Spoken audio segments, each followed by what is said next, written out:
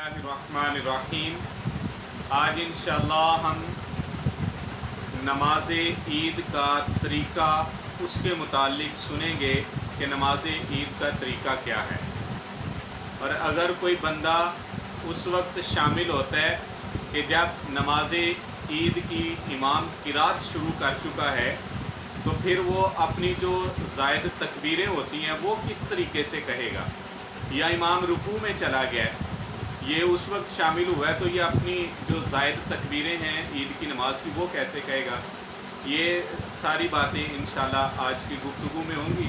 आप इंशाल्लाह ये वीडियो देखेंगे तो आपको इसमें मुकम्मल जो नमाज ईद का तरीका है उस हवाले से इतनी आगाही हासिल हो जाएगी कि आप अपनी नमाज इंशाल्लाह दुरुस्त तरीके से अदा कर सकेंगे। तो मैं शुरू करता हूँ नमाज ईद का तरीका बगैर वक्त ज़ाया किए। सबसे पहले तो आपने इस तरीके से नीयत करनी है, चाहे नमाज ईद उल फितर हो या नमाज ईद उल अज़हा, दोनों का तरीका सेम है पढ़ने का, छोटी ईद या बड़ी ईद। तो अभी चूँकि बड़ी ईद है यानी कुर्बानी वाली ईद आ रही है, तो आपने इस तरीके से नीयत करनी है। 2 रकत नमाज ईद उल अज़हा वाजिब 7-6 ज़ायद तकबीरों के पीछे इस इमाम के मुँह तरफ काबा शरीफ कहते हुए अल्लाह अकबर कह लें। अगर मुँह तरफ काबा शरीफ नहीं भी कहते तब भी चल सकता है, लेकिन अमूमी तौर पे ये सारा बोला जाता है। बोल के आप अल्लाह अकबर कहते हुए नमाज शुरू कर लेंगे इमाम के साथ।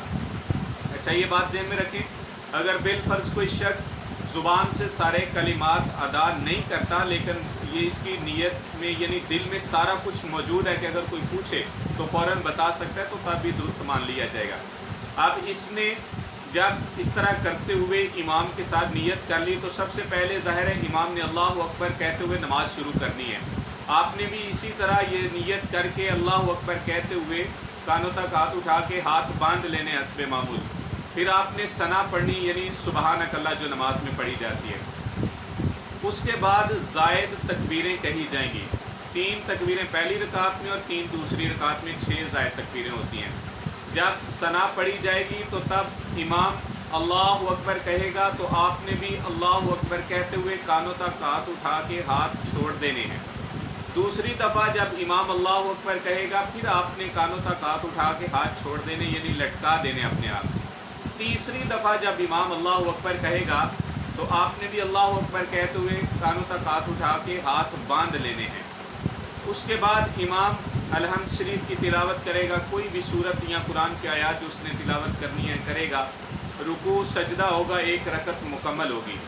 उसके बाद दूसरी रकत जब शुरू होगी तो पहले इमाम अलहम्द शरीफ पढ़ेगा, फिर कोई सूरत या जो कुरान की आयत पढ़नी है वो तिलावत करेगा। फिर रुकू में जाने से पहले वो 3 ज़ायद तकबीरें कहेगा। अल्लाह अकबर कहते हुए कानों तक हाथ उठा के आपने हाथ छोड़ देने हैं। फिर दूसरी दफ़ा भी इसी तरह आपने हाथ छोड़ देने हैं। तीसरी दफ़ा भी हाथ लटका लेने हैं। चौथी दफ़ा जब इमाम अल्लाह अकबर कहेगा तो हाथ उठाए बगैर आपने रुकू में चले जाना है।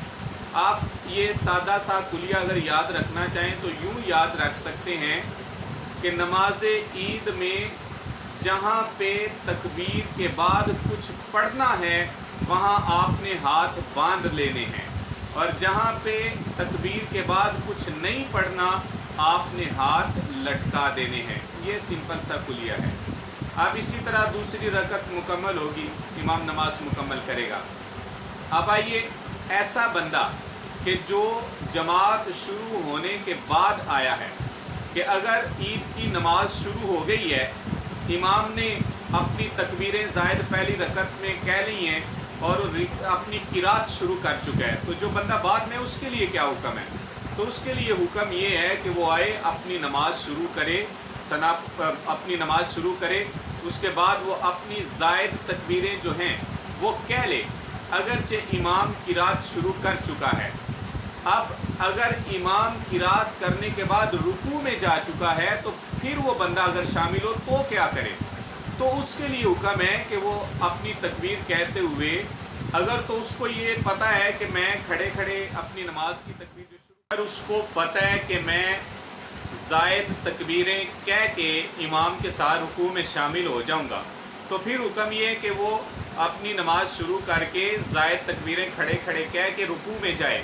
لیکن اگر اس کو پتہ ہے کہ میں زائد تکبیریں کہنے لگا تو امام رکوع سے کھڑا ہو جائے گا، تو اس کے لیے حکم یہ ہے کہ وہ نماز شروع کرتے ہی رکوع میں چلا جائے اور رکوع کے اندر ہی اپنی زائد تکبیریں بھی کہہ لے. لیکن اس نے یہ نہیں کرنا کہ اپنے ہاتھ اٹھائے. کھڑے کھڑے اگر آپ نے تکبیریں زائد کہنی تو اس میں تو آپ نے ہاتھ اٹھانا ہے، لیکن رکوع میں ہاتھ نہ اٹھائے، اپنی زائد تکبیریں کہہ لے. اب اگر وہ زائد تکبیریں کہہ رہے رکوع میں تو ایک کہیے یا دو کہیے، امام کھڑا ہو گیا رکوع سے، تو اس کے لیے بھی حکم یہ ہے کہ اب وہ بھی کھڑا ہو جائے اور جو باقی تکبیریں رہ گئی ہیں وہ اس سے ساکت ہو گئی ہیں، اب کہنے کی ضرورت نہیں ہے.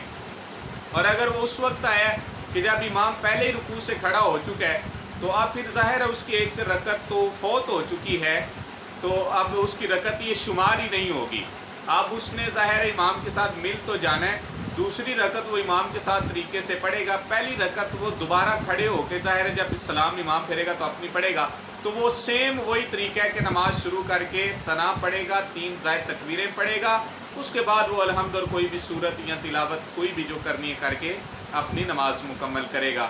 تو یہ اجمالی سا طریقہ نماز کا جو ہے وہ میں نے آپ کے سامنے رکھا ہے.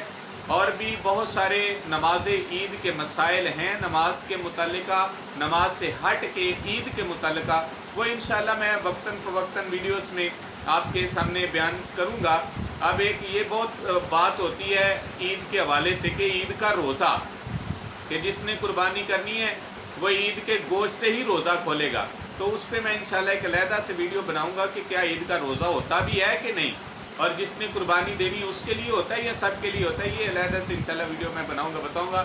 تو آپ سے گزارش ہے جتنے بھی ویڈیو دیکھنے والے دوست احباب ہیں، اگر آپ کے ذہن میں کوئی سوال ہو ویڈیو کو دیکھ کے، یا اس کے علاوہ بھی آپ کے ذہن میں کوئی ایسا سوال ہو جو آپ جاننا چاہتے ہوں، تو آپ کمنٹ میں ضرور مجھے آگاہ کیجیے گا. میں کوشش کروں گا کہ انشاءاللہ آپ کے سوالات کا جواب جو شریعت کی روشنی میں ہے وہ آپ کے سامنے رکھوں.